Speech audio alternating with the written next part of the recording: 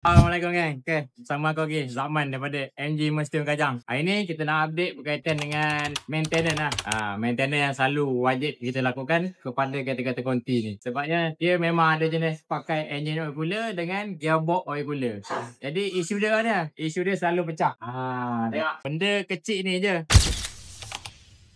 Kosting pun tak mahal. Tapi bila benda ni pecah, dia akan makan kosting riban-riban lah. Sebab apa? Sebab dia akan melibatkan coolant tank. Bila dia pecah, dia akan jadi macam ni lah. Dia punya minyak hitam dah bercampur dengan coolant. Jadi bila minyak hitam dah masuk dalam coolant punya sistem, dia akan menyebabkan hose-hose yang jadi bengkak. Jadi kita terpaksa lah buka semua sekali part dia punya cooling system.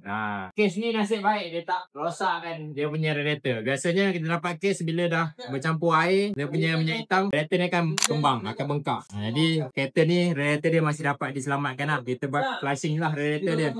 Jadi part-part hose, getah, semua kita perlu tukar. Sebab apa? Bila dah kena minyak, sifat getah ni dia akan jadi kembang. Penyelesaian terbaik, tukarlah engine oil cooler dengan gearbox oil cooler ni setiap 100,000 km.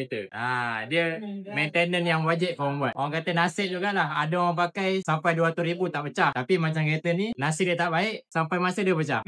Sebab kita pun tak boleh jangka bila masa nak pecah, bila masa dia tak pecah. Dia tak bagi tahu. Kalau dah pecah, memang koyak poket orang. Jadi nak buat kat mana? Kau boleh cari kita MG Mestion. Boleh contact kita, tekan link kat bawah, okey? Incer.